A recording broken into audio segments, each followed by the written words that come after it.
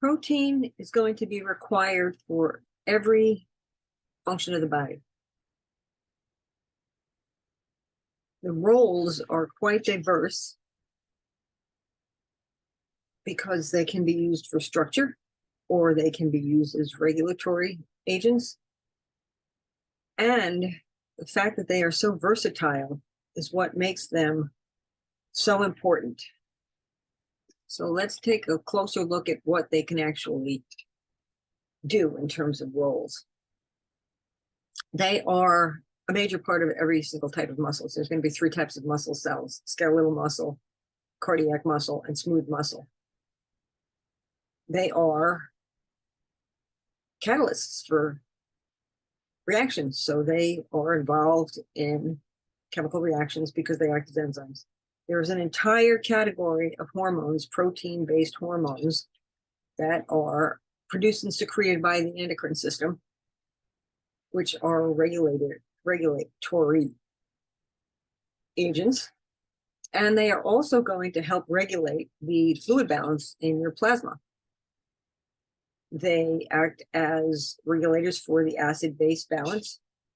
We know that they are going to act as transporters because we talked about hemoglobin, which is that giant protein-based compound which can carry up to 4 oxygen molecules. They're also really important because they are major components of antibodies, so they play an important role in your immune system. They can also be used to make ATP. So they're generally used to perform the specific functions that we talked about before, but they can be cannibalized through a process which is known as gluconeogenesis, which means production of new glucose, if you have particularly low energy intake at certain periods. Make sure you check out the video. So different types of proteins are being produced, synthesized, or broken down depending on what your bodily needs and your metabolic needs are. The way we assimilate amino acids and produce proteins is, and then release amino acids via protein degradation and digestion, is measured or tracked by what's known as the nitrogen balance, because you'll remember that amino acids have that NH2, that ammonia group attached. So what is nitrogen balance? Defined right there. It's the amount of nitrogen that is consumed as compared with the amount of nitrogen that is excreted in a given period of time. These are the populations that need a positive nitrogen balance. So growing infants, children, of course, pregnant women, as well as people who are recovering from any condition that has a protein deficiency or triggers a protein deficiency. A negative nitrogen balance is going to be found in people who are starving or suffering from very severe stress or injury, including burns or infections or fever. You will lose nitrogen as the body breaks down muscle, as well as other proteins, in a desperate hunt for energy. In healthy adults, protein synthesis balances with degradation, so you should have a fairly constant nitrogen balance. If you have an inadequate energy intake, you're not eating enough, or you're not eating enough protein, you actually may force your metabolism to use amino acids to produce glucose through that process of gluconeogenesis, and that will cause a negative nitrogen balance.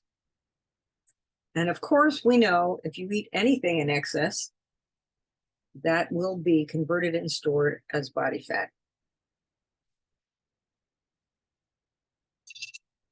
Another great little video.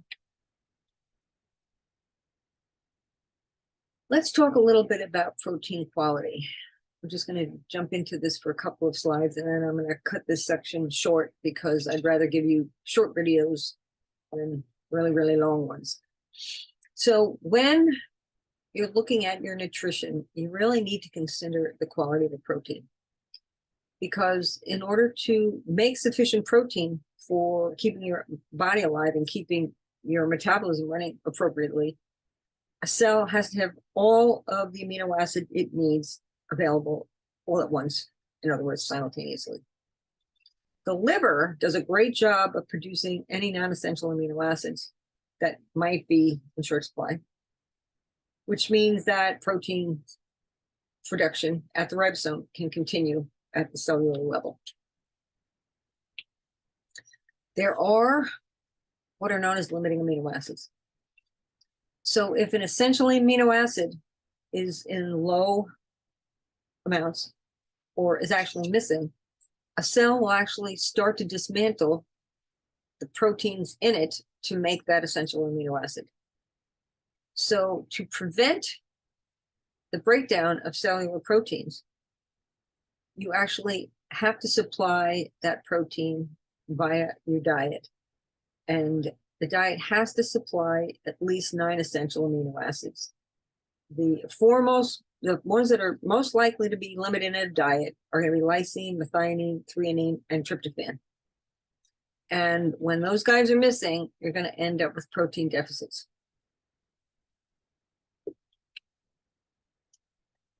So there's 2 types of proteins: complete proteins, and you bet you can guess the other type is incomplete proteins. And we are going to finish talking about those in the next section. So stay tuned. See you shortly.